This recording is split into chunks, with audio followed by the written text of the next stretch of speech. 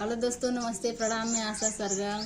Hello दोस्तों, नमस्कार, प्रणाम, आदाब, सत श्री अकाल। मैं पुष्पा जी सरगम आप लोग के सामने हम लोग लेकर आए हैं लाचारी गीत। आप लोग सुनिए और आप लोग का अपने चैनल में मैं स्वागत करती हूँ। और जैसा भी लगेगा जो कमेंट बॉक्स में जरूर बताइएगा। लंका में हलचल मचाए दियो रे अंजनी के ललनवा। लंका में हलचल मचाए दियो रे अंजनी के ललनवा। उड़ी उड़ी बैठे वही रावण की बगिया। उड़ी उड़ी बैठे वही रावण की बगिया। रावण जाके खबर जनाई दियो रे अंजनी के ललनवा। रावण जाके खबर जनाई दियो रे अंजनी के ललनवा।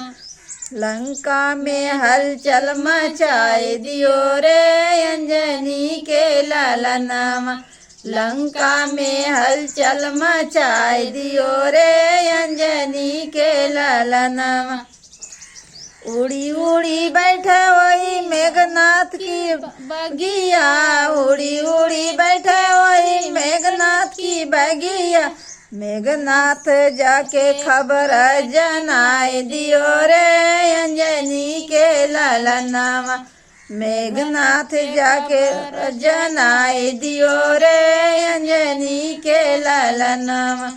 लंका में हलचल मचाए दियो रे अंजनी के ललनवा। लंका में हलचल मचाए दियो रे अंजनी के ललनवा।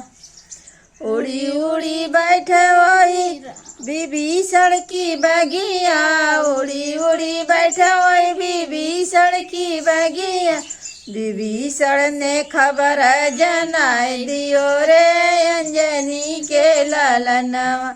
विभीषण ने खबर जनाए दियो रे अंजनी के ललनवा। लंका में हलचल मचाए दियो रे अंजनी के ललनवा। लंका में हलचल मचाए दियो रे अंजनी के ललनवा। उड़ी उड़ी बैठे वही रावण की बगिया। उड़ी उड़ी बैठे वही रावण की बगिया। रावण जाके खबर जनाए दियो रे अंजनी के ललनवा। रावण जाके खबर जनाए दियो रे अंजनी के ललनवा।